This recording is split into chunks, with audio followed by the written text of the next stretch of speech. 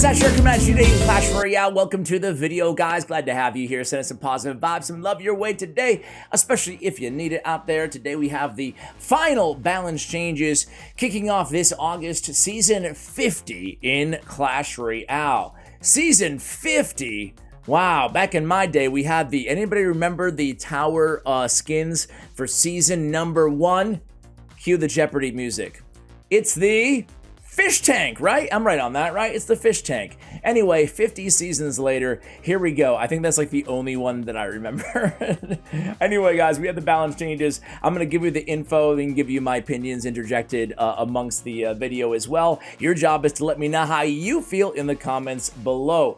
I think that as we're just like looking at everything here, I think I'll kick things off. Usually I wait till the end of the video to say this, but you can see what they're touching, right? 3 evolved cards.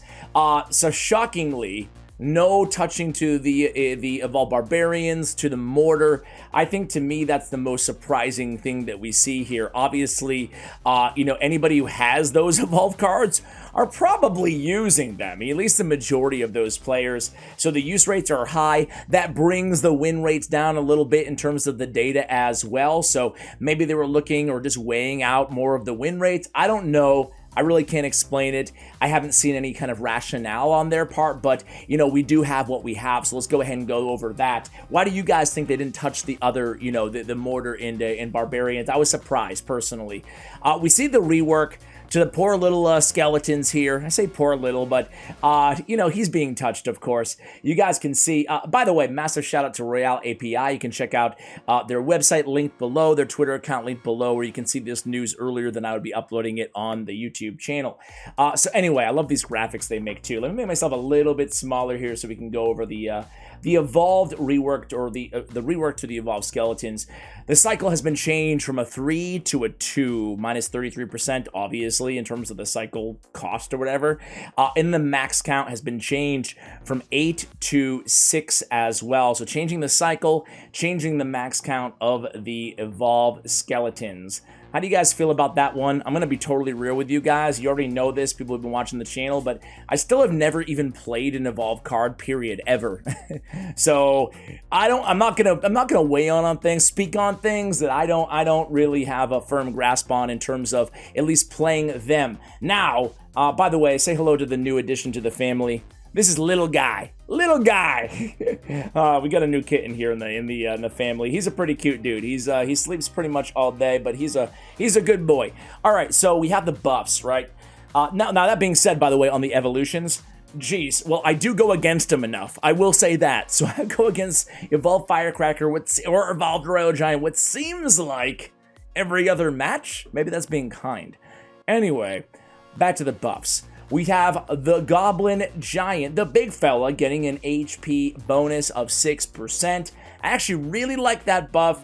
It doesn't sound like much, 6% HP, but it is significant on a giant who, let's face it, he's just he doesn't feel that tanky, right? It's very difficult, even when playing like a really nice Sparky deck or something, like a double Prince deck behind the big fella. It doesn't feel like he runs out of gas. He runs out of steam, aka HP, aka he's dead before he gets anywhere near that tower. If they have a building, forget about it. So I love the buff to the Goblin Giant. Personally, maybe I'm getting a little crazy here, but I wouldn't have minded seeing like an 8 or 9% buff to his HP. But let's you know, crawl before we can walk here. The charge distance of the battle ram goes from 0.35 to 0.3. That is a minus 14.3% on the charge, okay? And then the HP gets a plus 6%. So that charge distance of minus 14.3 and the HP, actually a good thing for the battle ram. A well-deserved buff for the battle ram. Not much to say about that, but yeah, I'm a fan. I feel like the battle ram is fairly, really weak right now in the game, and the stats would back that up, right? Okay, the Tesla, the hit time 1.2 to 1.1, 8% faster, speed plus 9%. Either way that you look at it, a buff to the Tesla. Remember when Tesla was like the best building in the game? I feel like that was a whole year of my life. Somewhere in the beginning of COVID or something, I don't know. But either way, the Tesla was crazy, and now it's just not the case anymore. So I applaud the buff there too. I have no problems whatsoever. The nerf to the Firecracker, so Evolve Firecracker, HP minus 9%. It was 7, they changed it to 9. Some would argue still not enough. We'll talk on that in just a moment here. But the spark stacking has been removed. A lot of questions I saw on Twitter about this. What the heck does that mean, spark stacking? Basically, it means if that spark kind of AoE damage is overlapping, it's not going to stack. It's going to be 1 damage instead of stacking like it used to be, just that damage on damage on damage, kind of like poison on poison on poison, right? That was pretty broken, so I'm actually happy with that removal personally. The additional pushback has been removed as well. Now, the HP, I saw this on Twitter. C screenshotted it from Reddit, so trying to give credit where credit is due here. AFA Go says decrease evolution Firecracker HP to 386 instead of 404. Now Firecracker right now will have 395. And the number that we're aiming for all these interactions to come into play would be, according to the Reddit poster, I didn't put this together, of course, would be, you know, we're looking for a little bit less HP, basically, right? So if the proposal to decrease HP to 386, she'd still survive those arrows, but look at all the interactions that would change. 2 hits instead of 3 on the miner and the fisherman, 3 hits instead of 4 on all of these cards, and then 1 dash instead of a dash and a hit on the bandit, 1 hit instead of 2 on the prince. So it changes quite a bit just in that really small differential of HP. So I actually found that interesting, because whether you agree or disagree on the Evolve Firecracker, I found it interesting and kind of proving the point that sometimes when you just read these, you know, these numbers on these balance changes, oftentimes, at least if you're anything like me, it's hard to actually picture how much of an effect that will have in the game, right? But when you see all the interactions like this, which I love stuff like this, it really puts it into perspective. Wow. So it's still gonna take 3 hits to kill, you know, from the miner or the Firecracker, because right now the HP is at level 11 is going to be 395, not that 386 target. So a lot of people saying they could have gone further on the Firecracker. Simultaneously, a lot of people saying that the Firecracker will be, or Evolved Firecracker will be dead after this. Where do you guys stand? I mean, obviously the spark stacking, the additional pushback has to be taken into consideration on top of the HP as well. So there's all of that. Either way, you let me know what you feel about the Evolved Firecracker in the comments below. We have the Mighty Miner damage duration. It's getting a nerf damage duration 4.5 seconds, excuse me. That's a 12.5 longer duration on the damage duration. Now the damage duration 1, 2 to 2.5. Damage duration 2, 2 to 2.25. I'm sorry, 2.25. Basically, damage duration equals the time to charge the drill with variable damage from 0 to max. So basically, instead of reading all that convoluted damage info, basically he's going to take longer to charge to full damage. Really, that's it. How do you guys feel about that one? I guess I'm not like pissed off about it or anything like that, but at the same time, I don't know.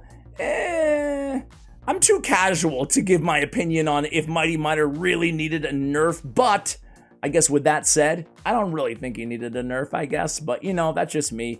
I'm assuming the data, the stats would back up that rationale behind that. Hey, apparently little guy definitely is angry about this because he's climbing on the mic. Gonna have to remove you from my videos from in the future, little guy.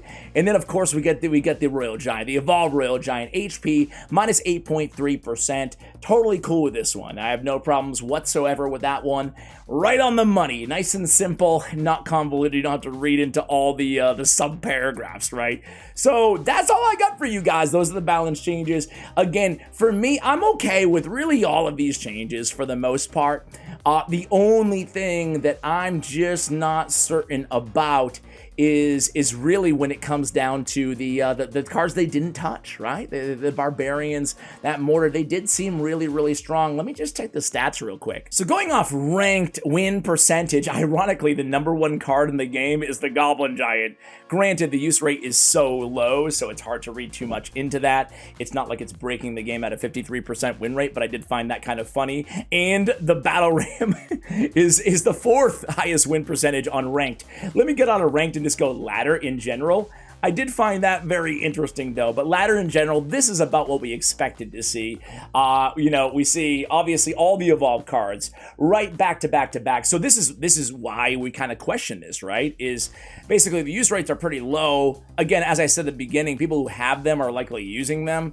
We see the Firecracker down here, 1652, and then the Barbarians, the Mortar, the Royal Giant here at basically 4% use rate, 53%. So, you know, I guess I am left with questions on why they didn't touch those cards. Maybe they just want a little bit more time to kind of evaluate everything. But either way, guys, let me know what you think in the comments below. I'll see you in the next video, and as always, take care, guys.